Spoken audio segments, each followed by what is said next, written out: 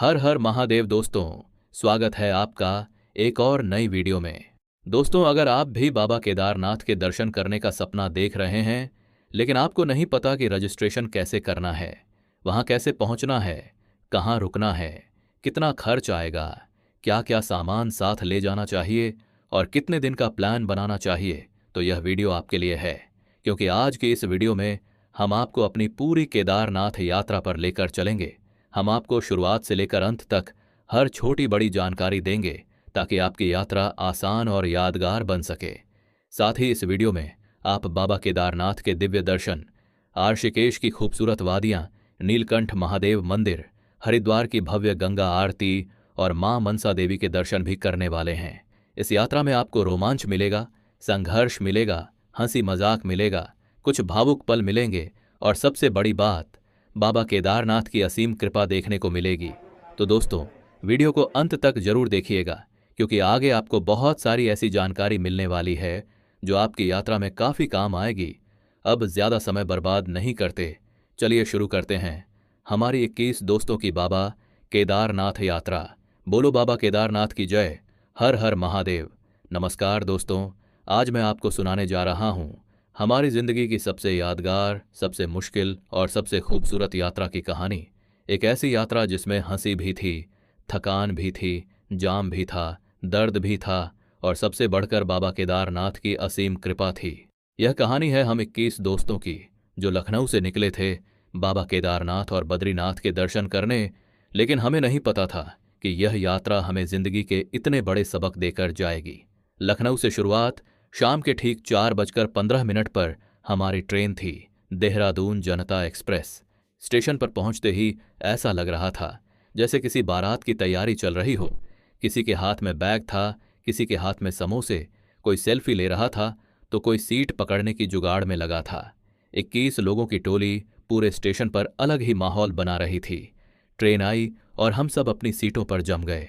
कुछ ही देर में बैग से नमकीन, बिस्कुट, कोल्ड ड्रिंक और घर का बना खाना बाहर निकल आया। कोई गाना गा रहा था, कोई पुराने किस्से सुना रहा था। पूरी रात हंसी मजाक और मस्ती में निकल गई। हरिद्वार में पहली सुबह सुबह करीब 4 बजे हम हरिद्वार पहुंचे। सुबह की ठंडी हवा और गंगा जी का नाम सुनते ही सारी नींद गायब हो गई। स्टेशन से लगभग 2 किलोमीटर दूर हर की पौड़ी पहुंचे।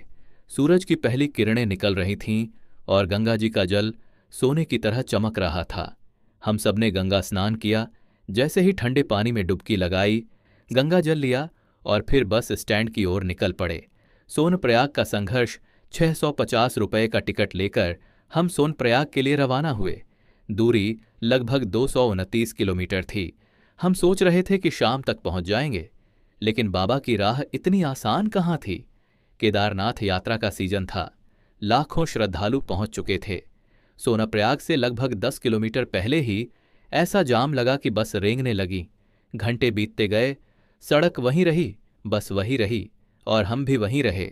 18 घंटे की लंबी यात्रा के बाद आखिरकार हम सोनप्रयाग पहुंचे।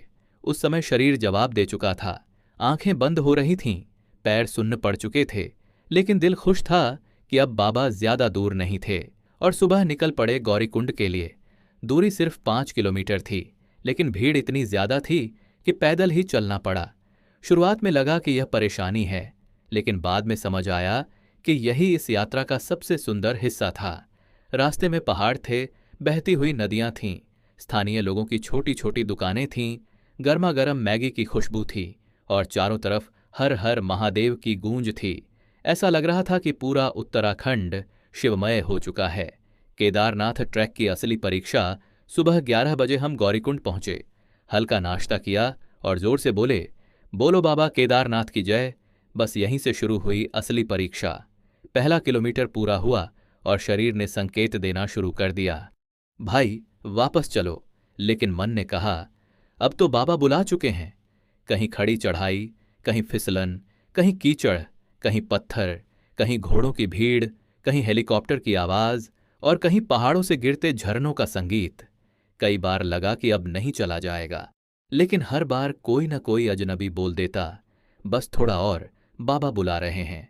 और फिर पैरों में नई ताकत आ जाती। ठंड जिसने हिला दिया। शाम के करीब 8 बज रहे थे। मंदिर अब सिर्फ 3 किलोमीटर दूर था। अचानक मौसम बदलने लगा। हवा तेज हो गई, ठंड बढ़ने लगी। जितना आगे बढ़ते गए ठंड उतनी ज्यादा बढ़ती गई। मंदिर से लगभग 1 किलोमीटर पहले तापमान -3 डिग्री तक पहुंच चुका था। हाथ सुन्न हो रहे थे, चेहरे पर बर्फ जैसी हवा लग रही थी। हमने जल्दी से कैंप लिया। 300 रुपये प्रति व्यक्ति। इतनी भीड़ में इतना सस्ता कैंप मिलना किसी चमत्कार से कम नहीं था। तब लगा जब बाबा साथ हों तो रास्ते खुद बन जाते हैं। सुबह उठे, 150 रुपये देकर गर्म पानी की बाल्टी ली, फ्रेश हुए, टोकन लिया और लाइन में लग गए। लेकिन जो दृश्य सामने था उसे देखकर सबके होश उड़ गए। लोगों का समुद्र, जहां नजर जाती थी सिर्फ श्रद्धालु ही श्रद्धालु।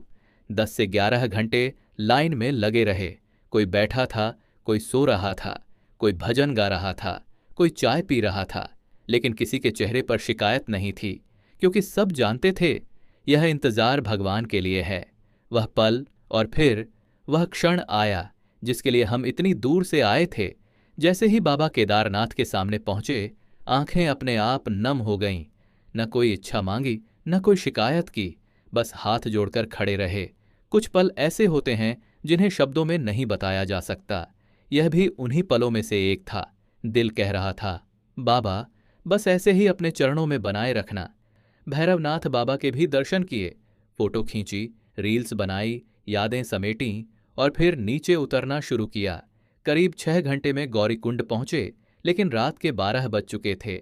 उस समय शरीर पूरी तरह टूट चुका था, लेकिन मजबूरी थी। फिर 5 किलोमीटर और पैदल चले। रात 2 बजे जाकर सो पाए। बद्रीनाथ का अधूरा सपना अगली सुबह बद्रीनाथ जाने का प्लान था, लेकिन भीड़ इतनी ज्यादा थी कि गाड़ियां मिल ही नहीं रही थीं। ट्रैफिक अलग, दर्शन के लिए 10 से 12 घंटे अलग, और हमारी ट्रेन का समय भी नजदीक था। तब समझदारी दिखानी पड़ी। हमने फैसला किया, इस बार नहीं, बाबा बद्रीनाथ बुलाएंगे तो फिर आएंगे। ऋषिकेश की मस्ती शाम 3 बजे किसी तरह बस मिली। रात 3 बजे ऋषिकेश पहुंचे। 2000 रुपये में एक कमरा मिला, जिसमें हम 6 लोग ठूंस कर सो गए। सुबह त्रिवेणी घाट पहुंचे। गर्मी बहुत थी, लेकिन गंगा का पानी बर्फ जैसा ठंडा। हम सब बच्चे बन गए। छपाक छपाक छपाक 2 घंटे तक सिर्फ मस्ती। उस दिन समझ आया, खुशी पैसे में नहीं, दोस्तों के साथ बिताए गए पलों में होती है।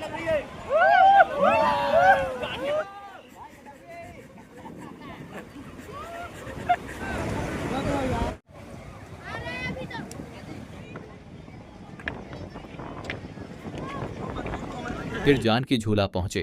300 रुपये प्रति व्यक्ति में गाड़ी बुक की और निकल पड़े नीलकंठ महादेव के लिए। 25 किलोमीटर का रास्ता, लेकिन जाम ने यहां भी पीछा नहीं छोड़ा। करीब 2 घंटे बाद मंदिर पहुंचे। शाम के 7 बजे मंदिर बंद हो जाता है, इसलिए जल्दी जल्दी दर्शन किए। भीड़ कम थी, दर्शन आराम से हो गए। मन को एक अलग ही शांति मिली। सुबह हरिद्वार पहुंचे। हर की पौड़ी घूमी, बैग लॉकर में रखा और निकल पड़े मां मनसा देवी के दर्शन के लिए। रोपवे की 2 घंटे की लाइन देखकर हमने फैसला किया, चलो पैदल चलते हैं। 1 घंटे में ऊपर पहुंच गए। दर्शन भी अच्छे से हो गए। ऊपर से पूरा हरिद्वार दिखाई दे रहा था। वह दृश्य आज भी आंखों में बसा हुआ है। गंगा आरती शाम को हर की पौड़ी पहुंचे। गंगा आरती शुरू हुई।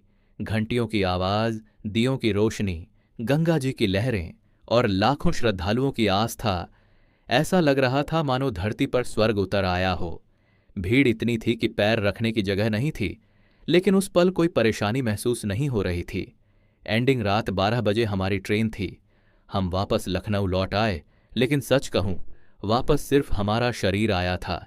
दिल का एक हिस्सा आज भी केदारनाथ की उन वादियों में कहीं रह गया है। इस यात्रा ने हमें सिखाया कि मंजिल से ज्यादा खूबसूरत उसका सफर होता है। दोस्ती क्या होती है, संघर्ष क्या होता है और भगवान पर विश्वास क्या होता है, यह सब हमने इस यात्रा में सीखा। अगर बाबा केदारनाथ आपको बुलाएं तो जरूर जाइए, क्योंकि वहां सिर्फ दर्शन नहीं होते, वहां इंसान खुद को पहचानता है। हर हर महादेव। तो दोस्तों, अगर आप भी बाबा केदारनाथ यात्रा का प्लान बना रहे हैं तो कुछ जरूरी बातें जरूर ध्यान रखिए। सबसे पहले, जब भी आप यात्रा पर जाने का प्लान बनाएं, कोशिश करें कि लगभग 60 दिन पहले अपनी ट्रेन टिकट बुक कर लें, क्योंकि सीजन के समय तत्काल टिकट मिलना काफ़ी मुश्किल हो जाता है और आखिरी समय में परेशानी हो सकती है। इसके बाद यात्रा पर जाने से लगभग 40 से 50 दिन पहले अपना रजिस्ट्रेशन जरूर कर लें। यह बिल्कुल निःशुल्क है। आप उत्तराखंड पर्यटन पंजीकरण पोर्टल पर जाकर या अपने मोबाइल में tourist care Uttarakhand app download करके एक छोटा सा फॉर्म भर सकते हैं और अपना रजिस्ट्रेशन कार्ड डाउनलोड कर सकते हैं। यह कार्ड यात्रा के दौरान आपके पास होना जरूरी है। अब बात करते हैं सामान की। अपने बैग में एक गर्म जैकेट, स्वेटर, रेनकोट, अतिरिक्त मोजे, टोपी, दस्ताने और अच्छी ग्रिप वाले ट्रैकिंग शूज जरूर रखें। साथ ही Aadhaar card, mobile charger, power bank, torch, पानी की बोतल, सनग्लासेस और ज़रूरी दवाइयाँ भी साथ रखें। Dry fruits, energy bar, glucose या ORS के पैकेट भी काफ़ी काम आते हैं। अब यात्रा की बात करें तो आप अपनी जगह से ट्रेन पकड़कर हरिद्वार पहुंचिए। अगर आप सुबह 6 से 8 बजे के बीच हरिद्वार पहुंच जाते हैं तो काफ़ी अच्छा रहेगा, क्योंकि वहां से आपको आसानी से सोनप्रयाग की बस मिल जाएगी। बस का किराया लगभग 650 रुपये होता है और लगभग 10 से 12 घंटे में आपको सोनप्रयाग पहुंचा देती है। सोनप्रयाग में आप होटल या डॉर्मिट्री लेकर रुक सकते हैं, जिसका खर्च लगभग 600 से 800 रुपये प्रति व्यक्ति तक आ सकता है। इसके बाद सोनप्रयाग से लगभग 5 किलोमीटर दूर गौरीकुंड के लिए शेयर टैक्सी मिल जाती है, जिसका किराया लगभग 50 रुपये होता है। मेरी सलाह रहेगी कि ट्रैक पर जाने से पहले एक छोटे बैग में सिर्फ ज़रूरी सामान रखें और बाकी सामान होटल या लॉकर में जमा कर दें, जिससे चढ़ाई के दौरान ज़्यादा परेशानी न हो।